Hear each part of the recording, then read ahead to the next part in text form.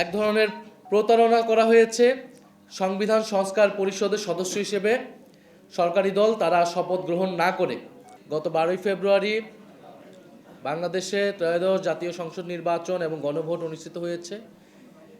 বাংলাদেশের বহুল আকাঙ্ক্ষিত নির্বাচন, গণ অভ্যুত্থানের পরবর্তী প্রথম নির্বাচন, হাজারো শহীদের রক্ত পেরিয়ে আমরা এই নির্বাচনে অংশগ্রহণ করেছি। আমাদের সকলের আকাঙ্ক্ষা ছিল এই নির্বাচনের মধ্য দিয়ে বাংলাদেশ গণতন্ত্রের পথে অগ্রসর হবে, বাংলাদেশের রাষ্ট্র সংস্কারের কাজ সম্পন্ন হবে, ফ্যাসিবাদের বিচার নিশ্চিত হবে, বাংলাদেশ আধিপত্যবাদ থেকে মুক্ত পাবে এবং দুর্নীতিমুক্ত সুশাসন নিশ্চিত করে আমরা একটি সমৃদ্ধ গণতান্ত্রিক এবং অন্তর্ভুক্তি বাংলাদেশ বিনির্মাণের পথে এগিয়ে যাব।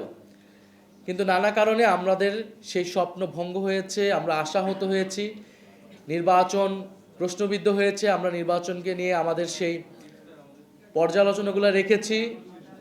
নির্বাচন প্রক্রিয়া, নির্বাচনে ভোট গ্রহণ সুষ্ঠু হলেও নির্বাচনের ফলাফলে কারচুপি হয়েছে এবং সেগুলো সত্ত্বেও আমরা গণতন্ত্রের স্বার্থে, আমরা দেশের স্থিতিশীলতার স্বার্থে আমরা এই নির্বাচনের ফলাফল বলা চলে মেনে নিয়ে আমরা সামনের দিকে এগোতে দিয়েছি। আমরা বাংলাদেশের জাতীয় সংসদকে এবং সংবিধান সংস্কার পরিষদকে কার্যকর করতে আমরা শপথ গ্রহণ করেছি।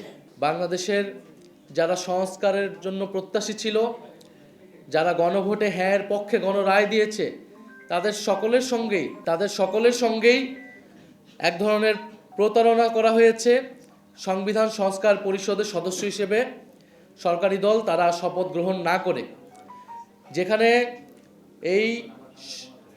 এই নির্বাচনের সাথে গণভোট একটি অঙ্গাঙ্গী বিষয় ছিল এবং গণভোট হয়েছে জুলাই সনদ বাস্তবায়ন আদেশ অনুসারে, যে আদেশে খুবই স্পষ্টভাবে বলা হয়েছে যে শপথ গ্রহণ সংসদ সদস্য এবং সংবিধান সংস্কার পরিষদ সদস্য হিসেবে একই দিনে শপথ অনুষ্ঠিত হবে এবং একই ব্যক্তি শপথ পড়াবেন এবং যারা সংসদ সদস্য হিসেবে নির্বাচিত হবে তাদের সমন্বয়ে সংবিধান সংস্কার পরিষদ নামে একটি পরিষদ গঠিত হবে, যারা মূলত এই জুলাই সনদ এবং গণভোটে যেই সংস্কার প্রস্তাবনাগুলো ছিল সেগুলো বাস্তবায়ন করবে, সেগুলো সংবিধানের সমন্বয় করবে। কিন্তু একটি ভুল ব্যাখ্যা দেওয়ার মাধ্যমে, সংবিধানের দোহাই দেওয়ার মাধ্যমে সংবিধান সংস্কার পরিষদের সদস্য থেকে শপথ না নেওয়া থেকে তারা নেননি, তারা বিরত থেকেছেন। আমরা মনে করি এটি সংস্কারের সাথে প্রতারণা করা হয়েছে, এটি নতুন বাংলাদেশের যে আকাঙ্ক্ষা, সেই আকাঙ্ক্ষার সাথে প্রতারণা করা হয়েছে এবং যে গণরায় এসেছে গণভোটে, সেই গণরায়কে বৃদ্ধাঙ্গুলি দেওয়া হয়েছে।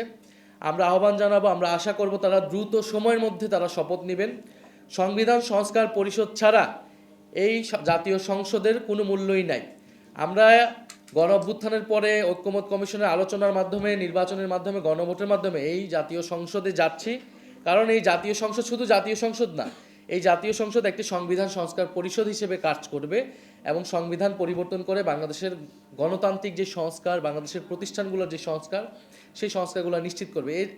এটি না হলে বাংলাদেশ আসলে আগের বাংলাদেশই থাকবে, সেই স্বৈরতান্ত্রিক কাঠামোতেই থাকবে, সে আওয়ামী শেখ হাসিনার বাংলাদেশই কিন্তু আসলে থাকবে, জাস্ট অন্য মানুষরা এই দেশটাকে, এই রাষ্ট্রযন্ত্রটাকে চালাবে। আমরা নিশ্চয়ই সেটা চাই না। সংস্কারের আকাঙ্ক্ষা সরকার দলের যারা রয়েছেন, যারা নেতৃত্বে যিনি আছেন, তারাও বলেছেন, হ্যাঁ ভোটের প্রচারণা তারা করেছেন। ফলে আমরা আশা করব অতি দ্রুত সময়ের মধ্যে তারা সংবিধান সংস্কার পরিষদ হিসেবে শপথ নেবেন এবং কারণ জাতীয় সংসদ এই সংবিধানের এই যে মৌলিক কাঠামোর পরিবর্তনগুলো, সেই পরিবর্তনগুলো শুধুমাত্র সংসদ সদস্যদের মাধ্যমে হওয়া সম্ভব নয়। এই আলোচনা, এই তর্ক বিতর্ক কিন্তু সেই ঐক্যমত কমিশন থাকতেই কিন্তু আমরা করেছি। ফলে আমরা সরকারি দলের প্রতি আহ্বান জানাচ্ছি, দ্রুত সময়ের মধ্যে জাতীয় সংসদকে কার্যকর সংস্কার পরিষদ সদস্য হিসেবে তারা শপথ নিক এবং একই সময়ে যাতে সংবিধান সংস্কার পরিষদের অধিবেশন ডাকা হয়, আমরা সেই আহ্বান জানাচ্ছি।